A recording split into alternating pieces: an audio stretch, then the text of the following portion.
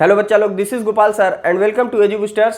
और आप सभी बच्चों का एक बार फिर से स्वागत है हमारे कैप्सूल बैच में। और इस बैच को इतना तेज भगाइए कि सबके पास पहुंच जाए और सभी बच्चों को प्रॉफिट मिले। एग्जाम के पहले हम चाहते हैं कि सारा यूनिट आप लोगों के हाथ में हो। और आज बारी है बॉटनी के सेकेंड यूनिट की, जो हम स्टार्ट किए हैं बेटा सीरीज। इसमें बॉटनी के सेकेंड यूनिट की बात हो रही है, तो याद रखना कौन सी यूनिट है बेटा, यूनिट सेकेंड।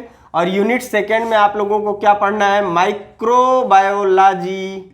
क्या पढ़ना है, माइक्रोबायोलॉजी। यहाँ पे स्टडी ऑफ माइक्रोब्स होता है, लेकिन आपको हम एग्जाम के पॉइंट ऑफ व्यू से पढ़ा रहे हैं। हमको मालूम है कि आप लोग 6 महीने साल भर पढ़े होंगे, लेकिन वो भी नहीं पढ़े हैं, तो बस ये सीरीज देख लीजिए, आपका बहुत अच्छा काम हो जाएगा।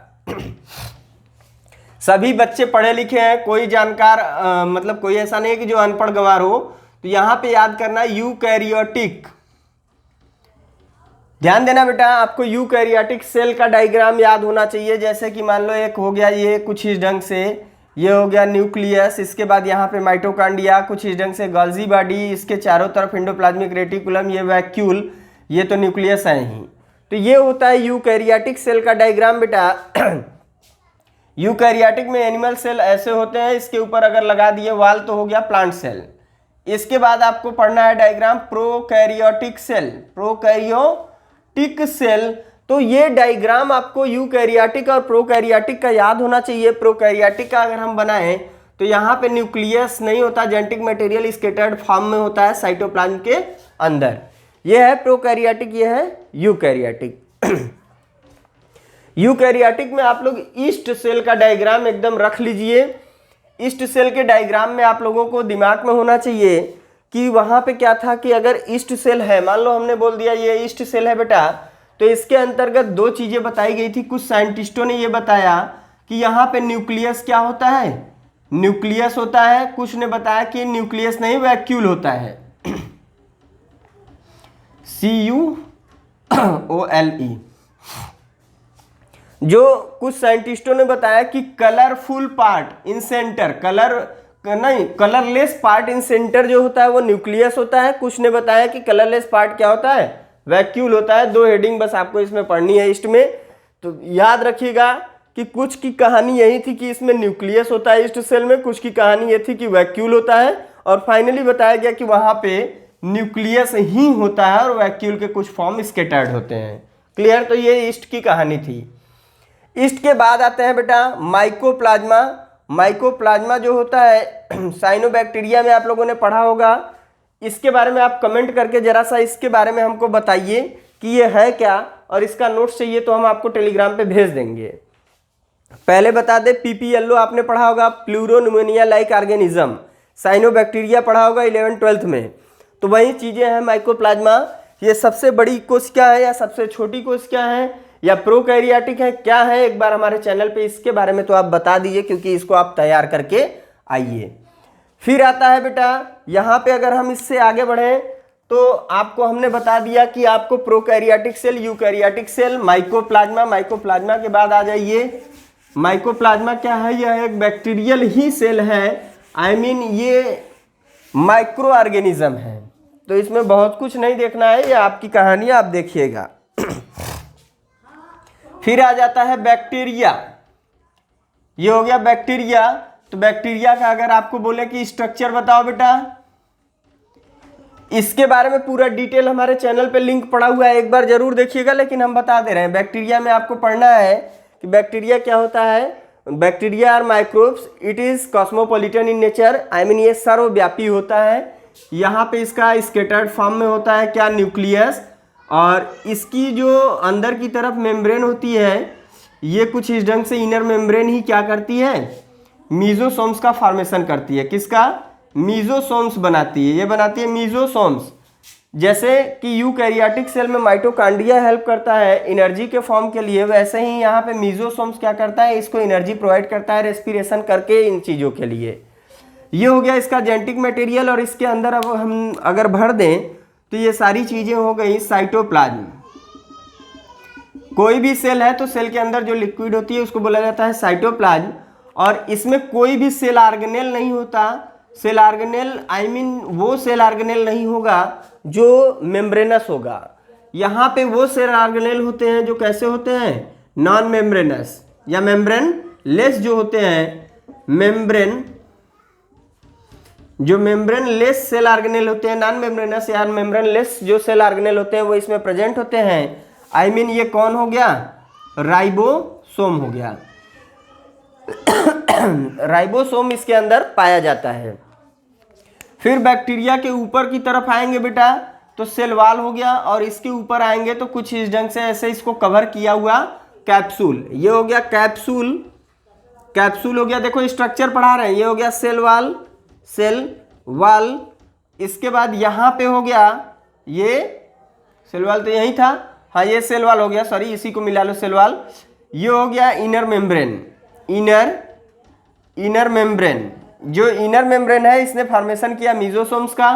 ये हो गया जेनेटिक मटेरियल, ये हो गया साइटोप्लाज्म, ये राइबोसोम्स। आई होप आप लोगों को ये माइटोकॉन्ड्रिया का डायग्राम एकदम क्लियर हो गया होगा। यहाँ पे दिखाना चाहेंगे बेटा एक बड़ा सा ऐसे दिखा दो, ये हो गया फ्लैजला, और कुछ इसके छोटे छोटे ऐसे पार्ट दिखा दो चारों तरफ।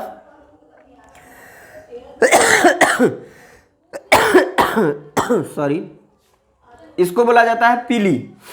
ये हो गया बेटा पीली, पीली को ही फिमरी बोला जाता है। इसका भी हम रोल बता रहे हैं। ये स्ट्रक्चर के बाद आप आ जाएंगे किस पे, classification of bacteria. Classification of bacteria में अगर आएंगे तो यहाँ पे आप लिखेंगे on the basis of shape, on the basis of shape bacteria are of following type, on the basis of shape bacteria are of following type. एक होता है कोकाई, कोकाई, कोकाई हो गया, कोकाई या कोकस बोलते हैं, कोकस कर सकते हो, कोकस हो गया। बैसिलस हो गया, बैसिलस, बैसिलस के बाद हो गया स्पाइरुलम, स्पाइरुलम, और एक दो ठो आपको और मिल जाएंगे। तो इसके लिए हमने बोला ना चैनल पे हमने डाल दिया है, वो आप आराम से देखिए। कोकस में क्या है, those bacteria which have spherical in structure are called cocci. फिर बैसिलस में क्या है, those bacteria which look like rod type structure are is called bacillus. Spirillum, those bacteria where spiral या स्क्रू या spring like structure are called या is called spirillum. एक आता है कॉमा से बैक्टीरिया, कॉमा से bacteria, those bacteria which look like a comma shape, this that is called comma bacteria. Clear है, vibrio cholerae इसी में आता है, कॉमा लाइक स्ट्रक्चर में।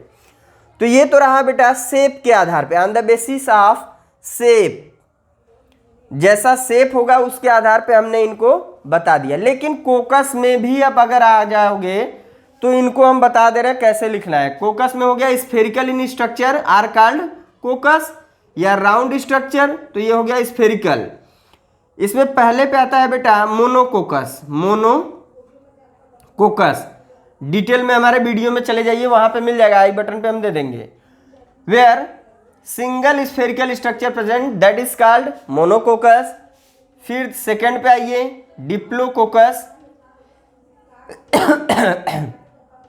डिप्लोकोकस में क्या है, those bacteria which are double spherical structure is called diplococcus.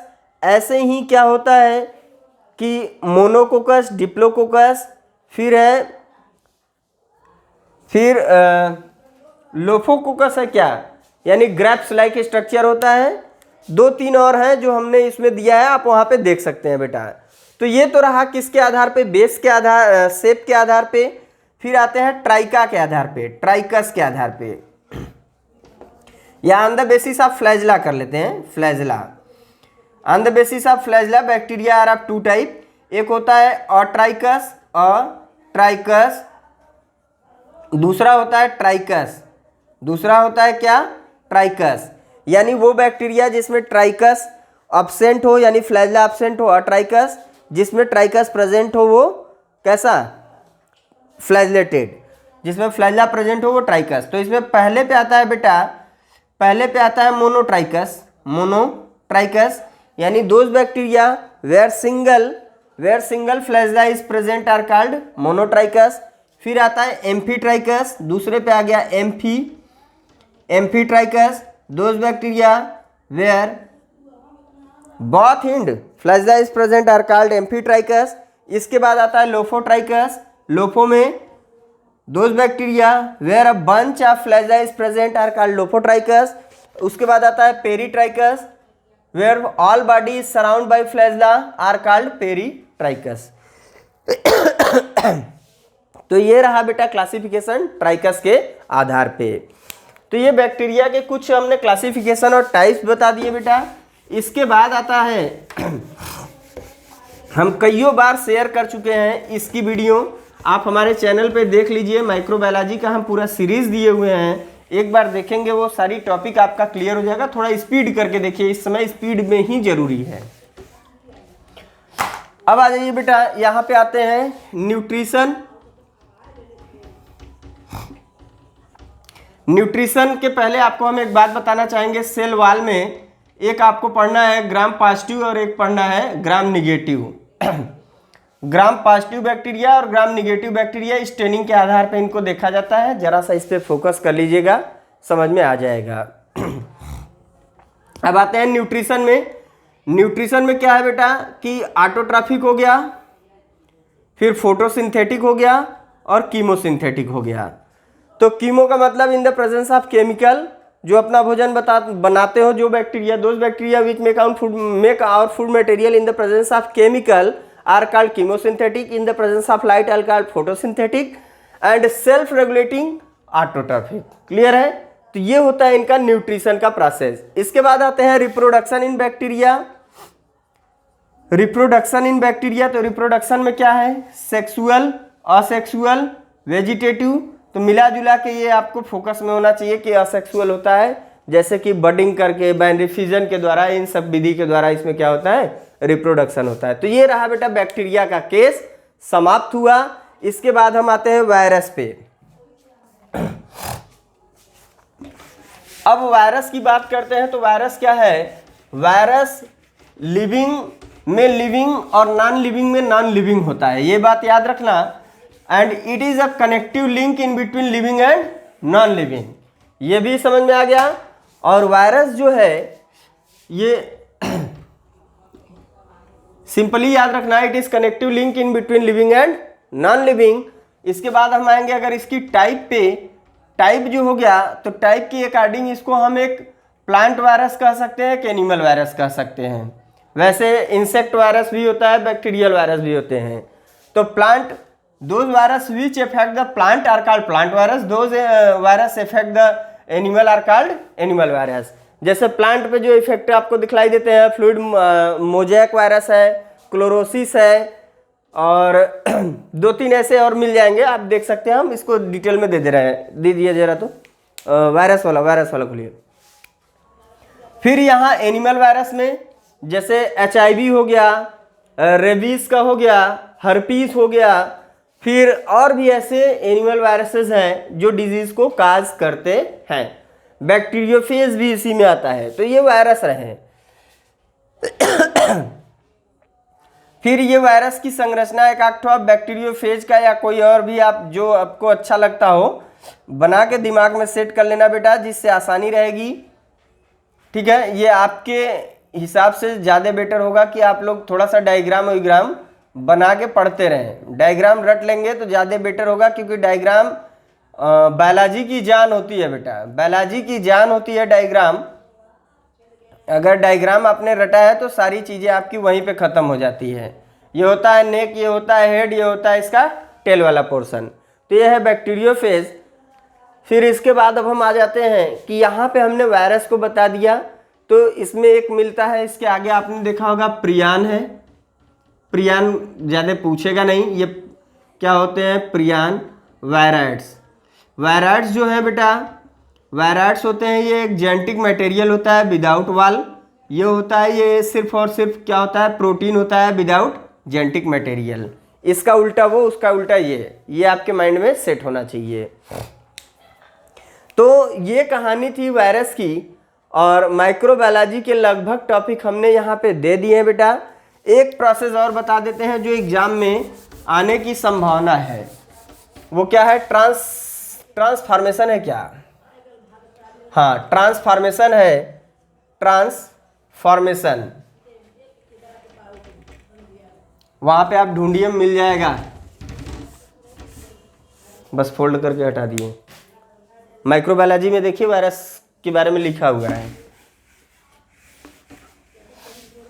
अब ये ट्रांसफॉर्मेशन में आइए। ट्रांसफॉर्मेशन में हमने बोला कि फ्रेडरिक ग्रिफिथ, यहाँ पे ग्रिफिथ की बात आप लोग पढ़े होगे बेटा। ग्रिफिथ ने एक एक्सपेरिमेंट किया था, किस पे? माइस पे किया था।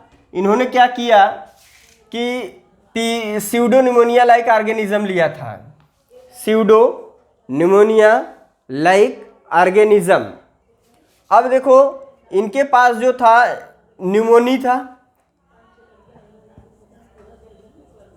निमोनी नामक बैक्टीरिया था जो क्या था, घातक था। निमोनी बैक्टीरिया था जो घातक था। इन्होंने दो ठो वायरुलेंट चुना, एक आर टाइप, एक एस टाइप चुना।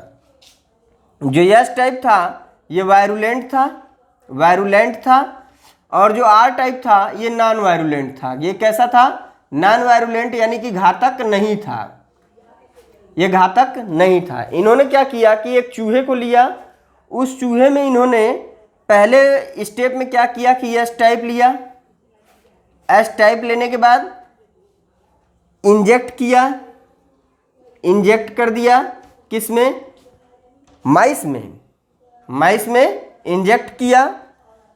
फिर क्या हुआ, इसके इंजेक्शन के थ्रू जब इन्होंने डाला किसमें? चूहे में, ये क्या हो गया कि इफेक्ट दिखलाई दिया, इफेक्टेड हो गया, रैट इफेक्टेड हो गया और डेड कर गया, यानी कि ये मर गया चूहा। जब इन्होंने एस टाइप का वायरुलेंट वाला डाला चूहे के अंदर तो इफेक्ट दिखलाई दिया और चूहा मर गया। फिर इन्होंने क्या किया, सेम स्टेप अपनाया, एस टाइप को हीट किया और किल्ड कर दिया। हीट किल्ड करके इन्होंने चूहे में इंजेक्ट किया, इंजेक्ट किया किसके अंदर? माइस के अंदर। नो इफेक्ट और नॉर्मल, ठीक है। फिर इन्होंने क्या लिया? आर टाइप, सेकेंड में, थर्ड में आ जाइए। थर्ड स्टेप में इन्होंने आर टाइप लिया। आर टाइप को इन्होंने इंजेक्ट किया चूहे के अंदर। इंजेक्ट करने के बाद क्या हुआ कि यहाँ पे नो इफेक्ट, नो इफेक्ट माइस में जब इन्होंने डाला तो नो इफेक्ट, चूहा लिविंग रहा, क्योंकि आर टाइप क्या था, कोई बीमारी पैदा करने वाला नहीं था। मिल गया वो, लो, वो कोई बीमारी काज करने वाला नहीं था और वो चूहा क्या था कि जीवित रह गया। इसके बाद जो स्टेप था बेटा, 1 मिनट हम बता दे रहे हैं, जो हमने ढूंढने के लिए खोला है वो रुक जाइए, हम ढूंढ ले रहे हैं।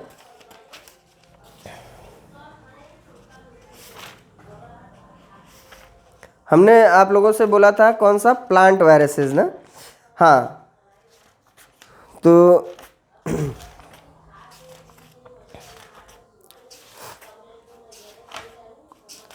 यहीं पे देखिए ना, इसी के आसपास है। पता नहीं क्या कर रहे हैं। हाँ सॉरी, जो कुछ प्लांट वायरसेस जो इफेक्ट दिखलाते हैं प्लांट पे, ये है क्लोरोसिस है बेटा, मोज़ैक है, नेक्रोसिस है, और डीफॉर्मेशन ऑफ लीफ है, ओवर ग्रोथ है, वेन क्लियरिंग या वेन बेंडिंग है, ड्वार्फिज्म और स्टनिंग है, फिर प्रीमेच्योर डिफ्लोरेशन है। तो ये प्लांट वायरसेस के कुछ डिजीज है, सिम्टम्स हैं। आपको यही नहीं मिल रहा था? कहाँ ढूंढ रहे थे आप? चलिए फिर आर टाइप में आ जाइए। जो आर टाइप है इसको हमने इंजेक्ट किया चूहे में, कोई इफेक्ट नहीं हुआ, चूहा जीवित था। यह ग्रिफिथ का एक्सपेरिमेंट है, इन्होंने ट्रांसफॉर्मेशन दिखाया बेटा। ये आपको याद करना होगा, एग्जाम में आ सकता है कि जेनेटिक मटेरियल डीएनए ही है या कोई और है। फिर इन्होंने फोर्थ स्टेप में जब लिया, एस टाइप को क्या किया? हीट एंड किल्ड लिया और उसके साथ आर टाइप को मिक्स किया। जब इंजेक्ट किया किसमें? रैट में इंजेक्ट किया, तो क्या हुआ कि इफेक्ट दिखलाई दिया और चूहा क्या हो गया? डेड हो गया। तो ये समझ गए कि ये जो है ये इस पे इफेक्ट दिखा के चूहे को मारने में सक्षम हो गया, यानी कि ये जेनेटिक मटेरियल आर के साथ बाइंड किया और अपना म्यूटेंट तैयार कर लिया, चूहे पे इफेक्ट दिखाया और चूहा मर गया। तो ये ग्रिफिथ का एक ट्रांसफॉर्मेशन इफेक्ट था। तो इस प्रकार बेटा आप लोग एनिमल वायरसेस भी कुछ पढ़ लेंगे, जैसे HIV के बारे में हल्का फुल्का देख लीजिए, और हल्का फुल्का जो 1-2 ठो वायरस आप पढ़ सकते हैं पढ़ लीजिए। और हमको लगता है कि माइक्रोबायोलॉजी के लगभग टॉपिक हमने कवर कर दिए। जो भी आपके एग्जाम के पॉइंट ऑफ व्यू से कैप्सूल क्लास में हमने बोला कि ऐसे ऐसे पढ़ना है, ये सिर्फ हमारी एक स्ट्रेटजी तैयार करनी है टॉपर की। तो आप बने रहेंगे हमारे वीडियो पे तो ज़रूर आप टॉप करेंगे। Thank you for watching my video. और अच्छा लगे तो कमेंट करके बताइएगा। पूरा वीडियो के लिए आई बटन पर क्लिक करके देख सकते हैं।